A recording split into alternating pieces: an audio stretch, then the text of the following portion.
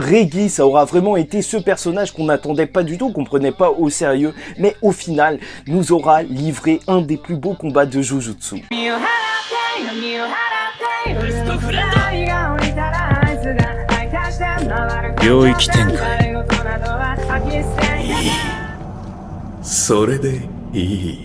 Mesdames et messieurs, ici Chaz et on se retrouve aujourd'hui pour la review du chapitre 172 de Jujutsu Kaisen Tokyo Colony, je ne sais plus combien.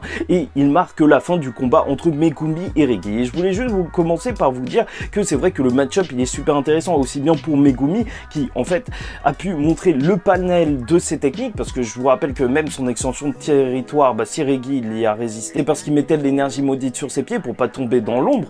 Donc ça se trouve que Maki elle aurait pas pu tenir à l'intérieur de cette extension de territoire, et du côté de Reggie, en vrai, il a pas de grosses techniques, c'est lui-même qui l'a dit, pour battre un adversaire d'un coup. Et Yuji Itadori, tu vois, par exemple, lui, il encaisse tellement que sur le long terme, juste qu'il aurait juste explosé Reggie peut-être beaucoup plus facilement. Mais ce chapitre, il est assez intéressant parce que, voilà, on rentre vraiment dans ce que ressent Reggie lors de ce combat. L'urgence, en fait, tu la ressens vraiment dans le fait de comprendre la technique de Megumi, et tout ça pour un final magnifique. Bon, et rentrons dans le vif du sujet, et ce que j'apprécie énormément avec même ce début de chapitre, c'est que c'est ce que j'apprécie dans les mangas en fait. Apprendre des choses sur la vie réelle, parce que apparemment un humain ne résiste pas à 4-5 G de pression et tombe dans les pommes. C'est l'unité de pesanteur, et donc là Megumi il fait approximativement 60 kg, et avec 2,4 tonnes de voiture dans son corps, alors il est aux alentours de 40 G. En vrai, Goku était plutôt chaud avec ses entraînements. Et s'il arrive à résister, c'est parce qu'avec son extension de territoire, il lâche beaucoup d'énergie maudite pour renforcer son corps et même le bas de son corps pour justement rajouter de l'afflux sanguin dans son cerveau qui est le principal problème. Et Reggie, lui, est en train de tenir un éléphant, sauf que apparemment dans l'extension de territoire de Megumi, il pèse le poids d'un réel éléphant, donc 4 ou 6 tonnes. Et ça c'est bon à retenir parce que ça veut dire que en vrai ces Shikigami hors de son extension de territoire, ils sont beaucoup plus légers que des vrais animaux, donc ça, il faudra pas s'étonner si plus tard tu vois quelqu'un balancer son éléphant par une fenêtre ou un truc du genre. Donc là, Reggie, juste en tenant quelques secondes, il s'est déjà fracturé des os du pied. Et là, rien que ce début de chapitre, il te remet tout ça en contexte et tu sens que tout le monde peut vraiment tomber dans les pommes d'une seconde à l'autre. C'est dans cette situation que Reggie va se poser plusieurs questions. Est-ce qu'il devrait plutôt rentrer dans l'ombre et donc utiliser son atout secret? Et même si Megumi meurt en vrai et qu'il réussit à le tuer de l'intérieur, est-ce que lui restera coincé dans l'ombre? Il se dit aussi que c'est étrange que Megumi n'a pas encore désactivé son extension de territoire pour retirer les objets qu'il a à l'intérieur de lui, et donc peut-être que s'il désactive son extension de territoire directement, alors les objets qui sont à l'intérieur de lui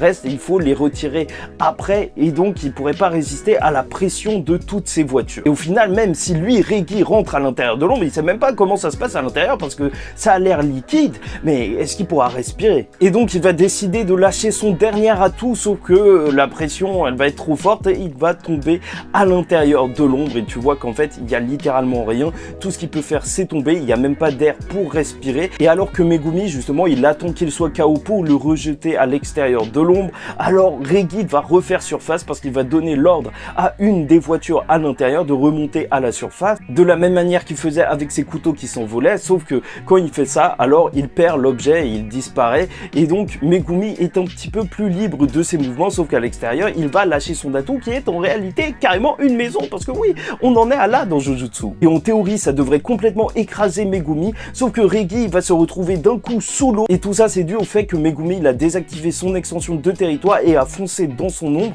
pour que la maison en fait elle casse le sol du gymnase dans lequel il se trouve, et donc que Reggie tombe dans la piscine qui se trouvait en dessous. Puis Megumi est ressorti de l'ombre et l'a attrapé, et vu qu'il a des voitures à l'intérieur de son corps, alors il est en train de tomber au fond avec Reggie, ce qui a forcé Reggie à enlever les voitures pour pouvoir se débattre et ressortir de l'eau. Donc il a réussi à faire d'une pierre deux coups, esquiver la maison et même sortir les voitures qui étaient à l'intérieur de son ombre. Ça c'est vraiment super malin, même d'avoir un combat qui se base aussi sur cet environnement qu'est le gymnase, parce que c'était pas juste une aide pour Megumi, mais même tu vois que là le combat il continue et que Megumi l'utilise. Et là alors qu'ils sont face à face, Reggie va se dire qu'il peut encore utiliser ses reçus même s'ils ont mouillé, parce que l'impression elle est encore visible, donc il lui reste juste un petit moment et il se dit par contre que Megumi cache quelque chose et qu'il va sûrement lâcher un Shikigami vu qu'il lui fonce pas directement dessus pour l'attaquer. Peut-être qu'il se remet juste de son extension de territoire, sauf qu'il a pas peur parce que voilà, l'éléphant il a déjà été utilisé plusieurs fois,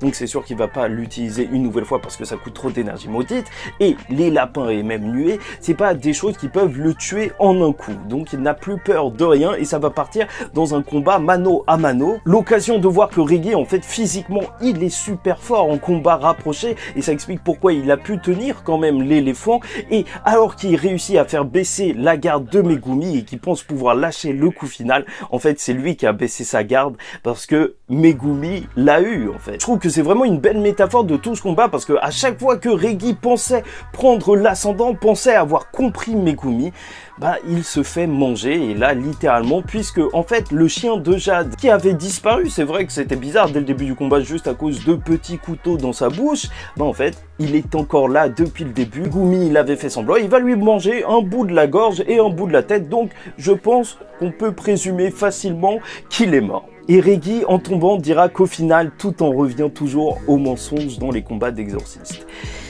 Et il n'y a rien de plus vrai. Il faut toujours garder un atout dans sa manche et c'est ça que je trouve vraiment génial dans Jujutsu Kaisen. Il y a des pièges et parfois c'est le détail insignifiant du début qui va revenir par la suite, comme avec le chien de Jade. Et Gege Akutami, il va appuyer ça puisque sur le côté, tu peux lire la main cachée gagne le combat de Jujutsu. C'est ça qui est génial, tous ces combats avec les pièges où tu apprends plein de choses, même sur les techniques, tu les apprends plus en profondeur. L'extension de territoire de Megumi, t'en apprends les détails juste parce qu'ils sont utiles à ce moment T, alors qu'on l'avait vu au début de la série. En plus, en termes de combat, Megumi, il a été incroyable, et même ce combat en général. Tu vois que le chapitre, il est hyper bien rythmé, mais Megumi, ses réactions cachaient son jeu, et même le fait de pouvoir combattre après avoir activé son extension de territoire. C'est quand même quelque chose d'énorme. Ça coûte énormément d'énergie, parce que tu sais, à cause de Gojo, on a l'impression que tout le monde peut le faire 6 fois par jour. Mais bon, franchement, c'était un très bon combat. Il y avait tout, de la stratégie, de la technique, du combat physique, et au final, ça fait que pour l'instant, la traque mortelle,